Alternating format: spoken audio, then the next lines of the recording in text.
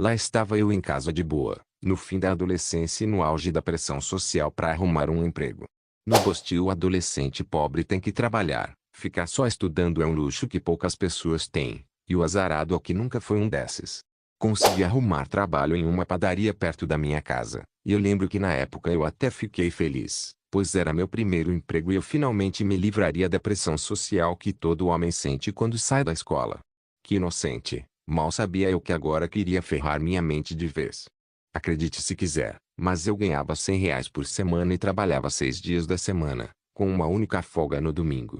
Eu só trabalhava no turno da manhã, obviamente, mas juntando tudo eu trabalhava 36 horas por semana, 144 horas no mês, tudo para ganhar R$ 400 no mês.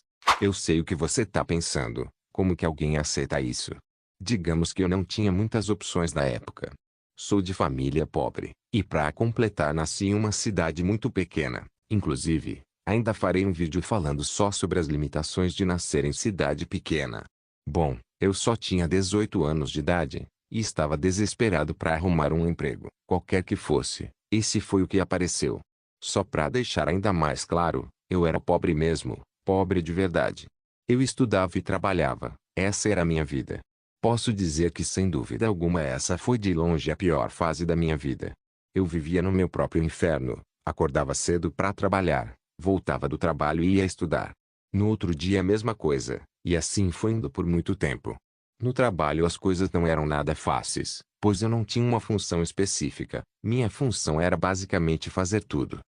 Eu atendia os clientes, fazia faxina e ainda ajudava na cozinha. Eu não tô exagerando, era um verdadeiro pesadelo.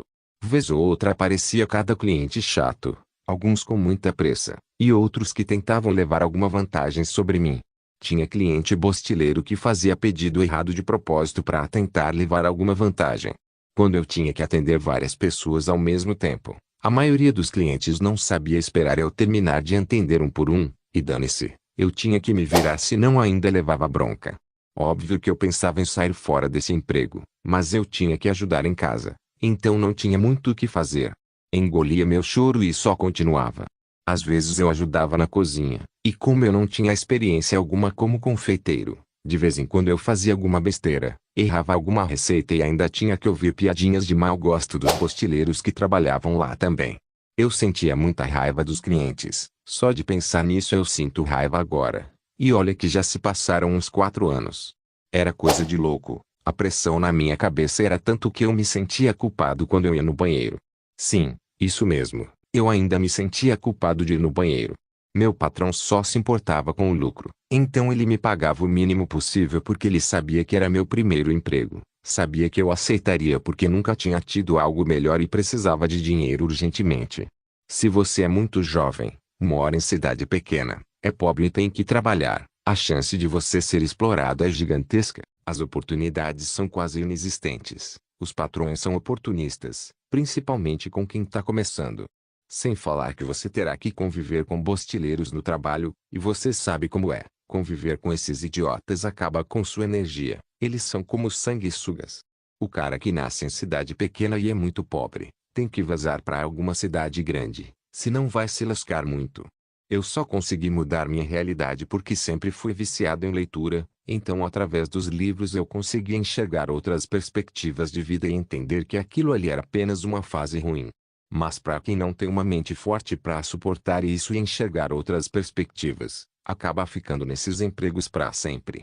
Chega um momento em que o cara acha que a vida dele vai ser aquilo ali para sempre. Eu sempre me perguntei por que existem pessoas que trabalham nesses empregos ruins até se aposentar. Eu não conseguia entender como alguém fica estagnado desse jeito. Depois de um tempo eu entendi por que isso acontece. É que essas pessoas não enxergam a vida por outro ângulo. Elas só enxergam o que está na frente delas. Elas odeiam o próprio trabalho, mas preferem ficar sofrendo do que se arriscar com ideias novas. Eu não diria que quem nasce pobre no Bostil já é um condenado a ficar pobre para sempre, até porque eu consegui melhorar minha vida, mas diria que é um condenado ao sofrimento. Vai ter que ralar muito para ter o mínimo. Isso era o que mais me irritava nesse país. Eu tinha que me sacrificar para ter menos que o mínimo. Eu tinha um amigo playboy que vivia reclamando da vida, reclamando do trabalho dele, e obviamente eu ficava irritado com isso, Mas a verdade é que todo mundo acha que é injustiçado. Muito louco como nossa mente coloca a gente como se fosse o centro do mundo. Nossa mente trata a gente como uma criança mimada. Acreditamos que nosso sofrimento é maior que o de todo mundo. Isso é bizarro. Todo subemprego no Bostil é horrível, mas é inacreditável o tanto de doente que romantiza e defende essa droga, como se fosse algo pra se orgulhar. É foda. Eu lembro que meu patrão ainda me achava preguiçoso. Eu chegava sempre no horário, fazia o possível pra fazer tudo direito, e ganhava o mínimo possível pra sobreviver e ainda tomava esculacho. Você tem ideia de como minha mente ficava? Esse tipo de trabalho destrói nossa mente, destrói nosso corpo, tira o brilho da vida, nos faz duvidar até de Deus. Minha sorte foi conhecer o desenvolvimento pessoal. Esses canais são muito importantes. Óbvio que tem muito picareta nesse nicho, mas alguns são muito bons. Mesmo nesse inferno ainda assim eu tirava força para estudar, treinar em casa só com o peso do próprio corpo, e ler muito. Se não fosse isso eu provavelmente nem estaria vivo hoje, porque teria desistido da vida. Eu consegui passar em um concurso de nível fundamental na época, o que já deu uma melhorada. Agora eu teria folga sábado e domingo, e teria um salário mínimo. Sei que não era nada demais, mas para quem veio de muito baixo isso era um sonho. Depois me mudei para uma cidade grande. Desde então eu não parei de estudar, consegui ir para a academia, estudei muito sobre educação financeira, e aos pouquinhos fui mudando minha realidade. Continuei estudando para concursos, passei em outros, e assim mudei minha vida. Mas não foi nada fácil, nadinha mesmo. Bom, eu poderia falar mais pro vídeo ficar maior, mas eu não gosto de encher linguiça, então é isso.